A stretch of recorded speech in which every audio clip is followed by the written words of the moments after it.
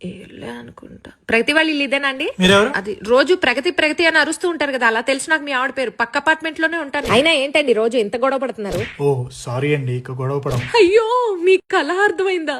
దయచేసి గొడవ పడండి. మీరు గొడవ పడకపోతే మాలాంటి వాళ్ళ మెంటల్ స్టేటస్ ఏమైపోతుందో అర్థం చేసుకోండి.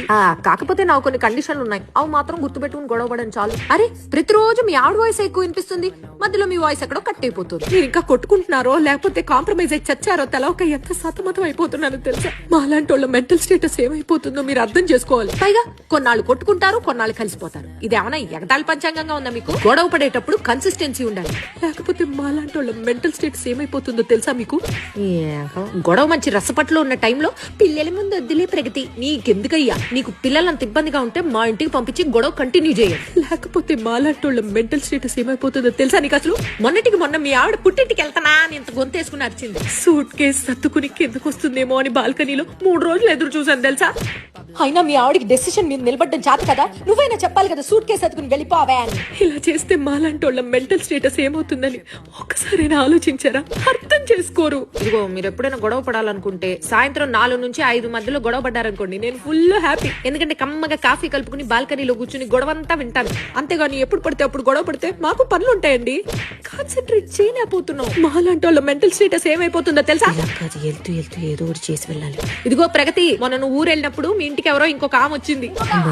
ఇంకా రోజంతా గొడవ అయిపోయినట్టే.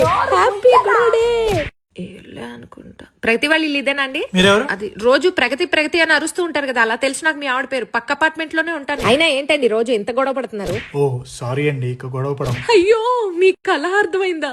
దయచేసి గొడవ పడండి. మీరు గొడవ పడకపోతే మాలాంటి వాళ్ళ మెంటల్ స్టేటస్ ఏమైపోతుందో అర్థం చేసుకోండి.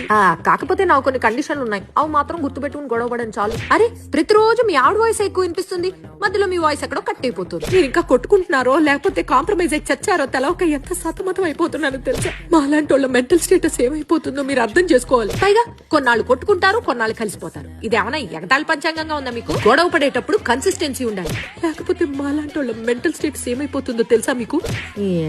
గొడవ మంచి రసపట్లో ఉన్న టైంలో పిల్లల ముందు వద్దులే ప్రగతి, నీకెందుకయ్యా? నీకు పిల్లలంత ఇబ్బందిగా ఉంటే మా ఇంటికి పంపించి గొడవ కంటిన్యూ చేయాలి, లేకపోతే మాలాంటోళ్ళ మెంటల్ స్టేటస్ ఏమైపోతుందో తెలుసా నీకు? అసలు మొన్నటికి మొన్న మీ ఆవిడ పుట్టింటికి వెళ్తానా అని ఇంత గొంతేసుకుని అరిచింది. సూట్ కేసు సత్తుకుని కిందకు వస్తుందేమో అని బాల్కనీలో 3 రోజులు ఎదురు చూసాను తెలుసా? అయినా మీ ఆవిడకి డెసిషన్ మీద నిలబడ్డం చేత కదా, నువ్వైనా చెప్పాలి కదా సూట్ కేసు అతుకుని వెళ్ళిపోవా అని.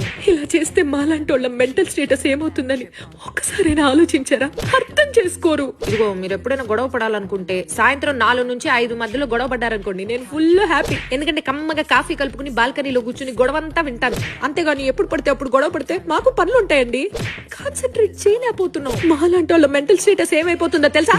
వెళ్తూ వెళ్తూ ఏదో ఒకటి చేసి వెళ్ళాలి. ఇదిగో ప్రగతి, మొన్న నువ్వు ఊరు వెళ్ళినప్పుడు మీ ఇంటికి ఎవరో ఇంకొక ఆమె వచ్చింది. ఇంకా రోజంతా గొడవ అయిపోయినట్టే. Happy birthday